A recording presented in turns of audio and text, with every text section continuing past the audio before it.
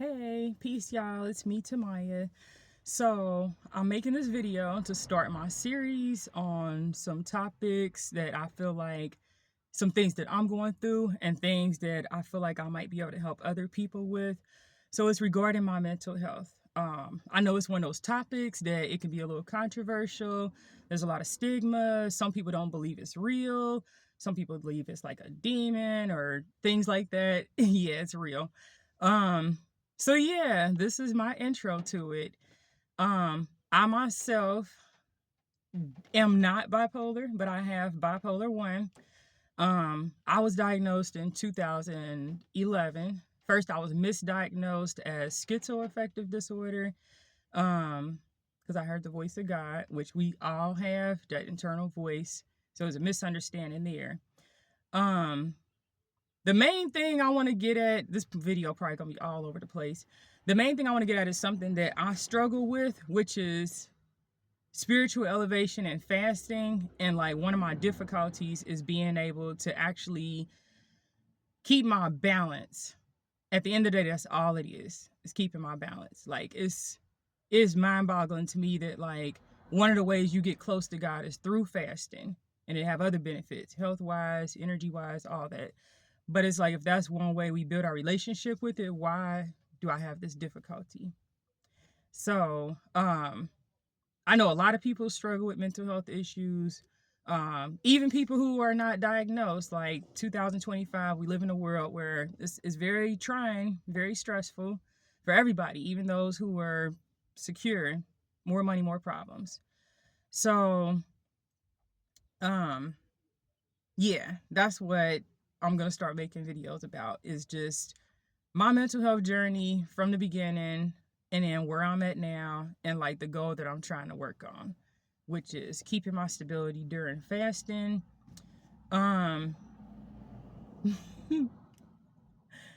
Quick, brief, like I guess history. So when I was born, I remember from like age 3 or 4, and I would always ask about, like, when I heard about God, obviously, and it's like, oh, where's God? And they say he's up in heaven. Where's heaven? Heaven is in the sky. And why did I try to climb up the attic? I was probably like 4 years old, because that's how I'm a very literal person. Like in the Bible, if they have a parable, I'm gonna be like, I might not catch it. It's just that's what it is. But anyway, so ever since I was about 3 or 4, I felt like I was born. And I think once I realized I couldn't reach God, like literally, I felt depressed as a child. Like, even I'm just like, dang, what am I doing here on earth? I feel like I'm a mistake. What's my purpose? And I think we all have thoughts like that, but that's the beginning of me understanding myself. Like, feelings that I feel now, I felt like since the beginning. Like sometimes I say, like, I was born with it. It just kind of manifest. So after that, I feel like when I was about like 8 or 10, I remember experiencing anxiety. And I'm like, I still do sometimes. But as a child, I would hunch my shoulders like all the time. And I have broad shoulders, and like I'm built like a model. So my like gym teacher, when I was in 6th grade, I think, no, that's 12. It was like 4th grade probably. And he used to tell me, like, why your shoulders tense? Like, stand up, chin out, shoulders back. My mama told me the same thing. She'd always say, why are you so tense?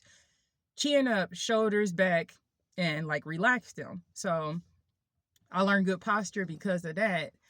Then I think once I start understanding and being introduced to more like spirituality, I just felt like nothing else really mattered in this world except for God. Allah, whatever name you want to call, but I call him God and Allah. And it just made me realize, like, we all just have to find our path and find our balance.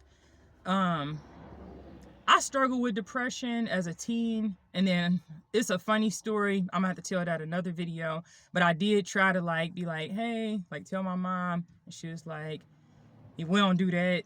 And so I was just like, yeah. And I found ways to deal with it, but several ways. But I feel like then once I hit 18 and became an adult, my parents didn't just like make me 18 and dump me into the world. But at that time, I felt like, you know, I'm an adult now. Nobody telling me what to do. This is my life, my path. What am I about to do? And all I wanted to do is really like develop my spirituality, my path, like my connection, you know, find my purpose. And so I would just, like, once I got to college, just start exploring everything. Rastafarianism, Buddhism, Judaism. I already knew about Christianity. I don't know how much I believe in tongues, like speaking in tongues. I'll say that. I don't believe God is in three. You know, God is one force. What else? I feel like I'm rambling. Yeah, so that was like my early adult years.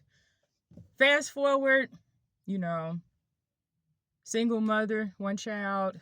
My mom passed the year before, 2010. I did not experience what I experienced because of grief from her. I actually was healed at that time. I was on a spiritual journey. And 2011, I was 26. Yeah, I just turned 26. And so that was my first episode or breakdown, or I used to call it like a spaz out. But when in hindsight, my first manic episode, and I'm about to say I'm real irresponsible here, it was the best thing that ever happened to me in my life. Best and worst. But the reason I say the best thing is because I felt like I made it. And when I made it, I didn't know how to stay there. I didn't know if I was allowed to stay there. And what I mean by that is like your mental peace, like your heaven on earth, like your actual peace. So while that was going on, I'll say this, like I got traumatized when I was in the hospital. I feel like the experience was good, like the best. Like I didn't know nothing was wrong. I was like in bliss. Like I was with God. So that's the best way I can describe it in a brief, like, and of course I'm gonna have more videos going forward. But yeah, one thing I'm never gonna do is cry on camera, y'all. Like I'm never gonna cry on camera for y'all.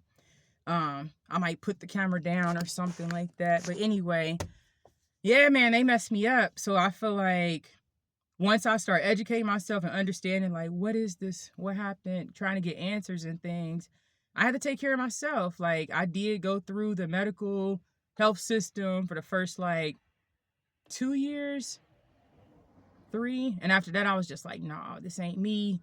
Like, I'm a naturalist. Like, I don't really like taking medicine unless I absolutely have to.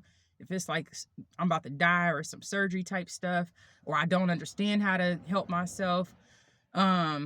Yeah, so, and after that, I just been taking care of myself the best that I can, because I'm not opposed to Western medicine and like hospitals and things like that. But I will say that, it's in the Bible and the Quran. Like we got plants, we got nature, we got the earth. And even the pharmaceuticals come from the plants that are in the earth, but it's extracted and put in a way where it's like you're gonna have to depend on that. It's gonna have to be processed. It needs shelf life. It needs capitalism. But so now fast forward 2025. I feel like everybody have natural stressors, like being, you know, existing, or even like working, being a parent, having children, whatever other responsibility or whatever else might be like stressing you out. Everybody have that. But me, I notice like when I do certain remedies and certain like healing practices, or even just certain rituals, not witchcraft, but like a ritual is just something repetition, something like steps of doing something. So I notice like when I'm able to fast and when I do fast, I feel, all right, it caused me to have symptoms. Like I'll just say it elevates me. And I call it, like, whether it's a like hypomania, full-blown mania, or me trying to fast, it's like I'm levitating. Like my feet are on the ground, but off the ground, because it's like it's mental, like up here.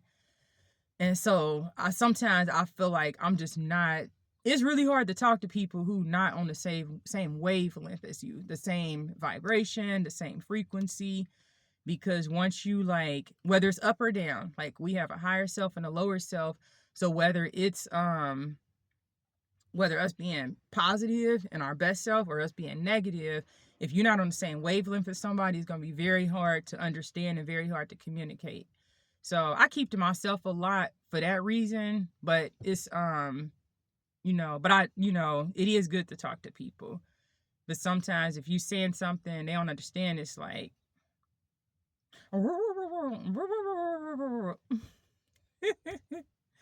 but I'll say this. So right now, this is day 2. So I am attempting, like, I am on a weight loss journey.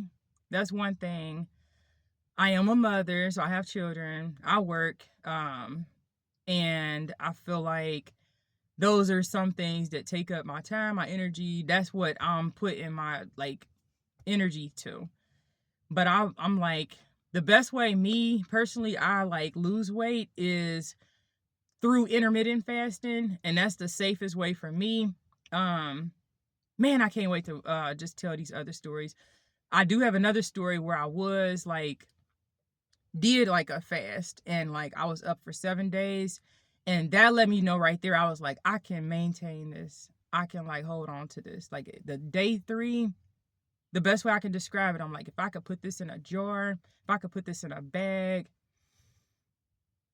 that's it. That's bliss. That's peace. That's love. That's light. That's everything. So stay tuned. I'll have more videos. I don't have a name for it. Just my mental health journey, and hopefully like just the way that I learned from other YouTubers with like bipolar and mania, like, they helped me feel comforted.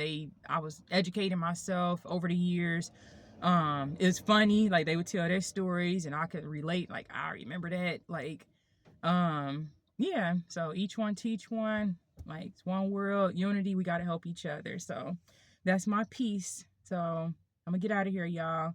So peace is Tamya.